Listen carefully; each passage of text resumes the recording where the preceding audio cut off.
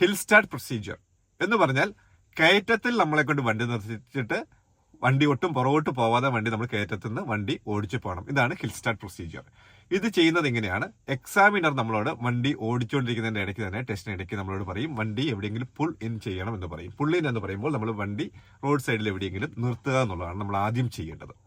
അങ്ങനെ നിർത്തുന്നതിന് തൊട്ട് മുന്നേ നമ്മൾ ചാടി കയറി ഒരു സഡൻ ബ്രേക്ക് ഇട്ട് നിർത്തുകയല്ല ചെയ്യേണ്ടത്.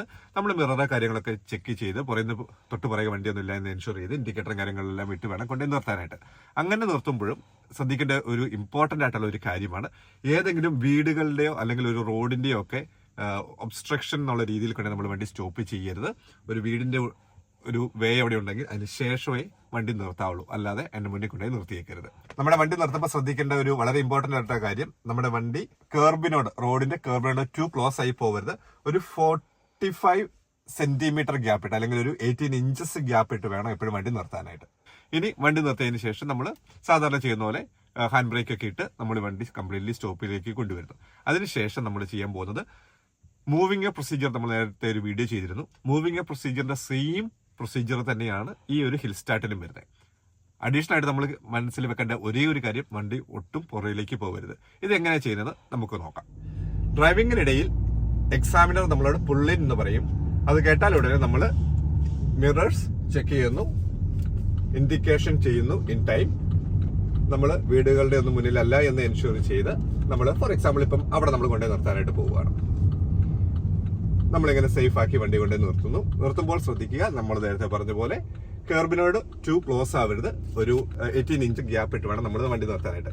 നിർത്തിയാൽ ഉടനെ ഫസ്റ്റ് തിങ് നമ്മൾ ചെയ്യേണ്ടത് സെക്യൂർ ദ വെഹിക്കിൾ. അതിന് ചെയ്യേണ്ടത് നമ്മൾ ഹാൻഡ് ബ്രേക്ക് അപ്ലൈ ചെയ്യണം first thing. So hand brake apply ചെയ്യുന്നു. ഓട്ടോമാറ്റിക് കാർ ആയതുകൊണ്ട് നമ്മളത് പാർക്കിങ്ങിലേക്ക് ഇടുന്നു. ഇനി മാനുവൽ കാർ ആണെന്നുണ്ടെങ്കിൽ നമ്മൾ ന്യൂട്രലിലേക്ക് ഇടുക. സോ ഇത് കഴിഞ്ഞു. ഇനി ചെയ്യേണ്ടത് ഇൻഡിക്കേറ്റർ ക്യാൻസൽ ചെയ്യണം. നമ്മൾ ഇൻഡിക്കേറ്റർ ക്യാൻസൽ ചെയ്തു. അപ്പോൾ അതിന്റെ ഒരു സ്റ്റോപ്പ്, ആ ഒരു പ്രൊസീജിയർ നമ്മൾ ഫിനിഷ് ചെയ്തു. ഇനി നമ്മൾ ഹിൽ സ്റ്റാർട്ട് ചെയ്യാനായിട്ട് പോവാണ്.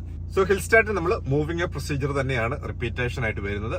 ടു സ്റ്റാർട്ട് വിത്ത് നമ്മൾ റിയർ വ്യൂ മിറർ ചെക്ക് ചെയ്യുന്നു. സേഫ് ആണെന്ന് കണ്ടാൽ ഉടനെ നമ്മൾ ഇൻഡിക്കേറ്റർ ഇടുന്നു. ദെൻ സൈഡ് മിറേഴ്സ് ചെക്ക് ചെയ്യുന്നു, സേഫ് ആണ്. ബ്ലൈൻഡ് സ്പോട്ട് ചെക്ക് ചെയ്തു.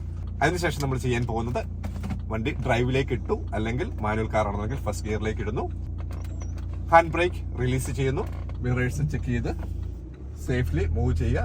ഒട്ടും വണ്ടി പുറകിലേക്ക് മൂവ് ബാക്ക് ചെയ്യുന്നില്ല എന്ന് എൻഷുർ ചെയ്ത് നമ്മൾ ഡ്രൈവ് ചെയ്ത് പോകുന്നു. മൂവിംഗ് ഓഫ് പോലെ തന്നെയാണ് ഹിൽ സ്റ്റാർട്ട്. വണ്ടി പുറകിലേക്ക് ഒട്ടും പോകാനായിട്ട് പാടില്ല.